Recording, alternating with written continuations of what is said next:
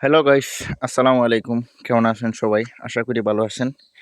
আজকে আপনাদেরকে আমি একটা জিনিস দেখাবো। এই যে দেখেন যে আমার বাড়িতে কাঁঠাল গাছ। তো এখন আসলে কাঁঠালের কোনো সিজনই নাই।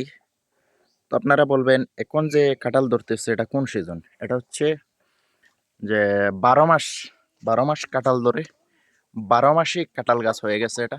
আপনারা দেখতে পাচ্ছেন। আসলে এটা আমাদের আঞ্চলিক ভাষায় বলা হয় ১২ মাইয়া কাঁঠাল গাছ। তো আপনারা যে যেখান থেকে দেখছেন আশা করি ভিডিওটা আপনাদের কাছে ভালো লাগবে। দেখতে পারছেন কাঁঠাল গাছটা আসলে খুবই লম্বা হয়ে গেছে। কাঁঠাল গাছটা তো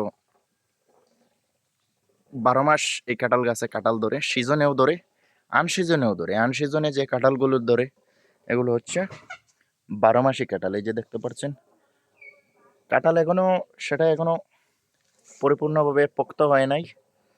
তো পোক্ত হলে এটা পাকবে, পাকার পরে খাইতে অনেক ইন্টারেস্ট লাগবে।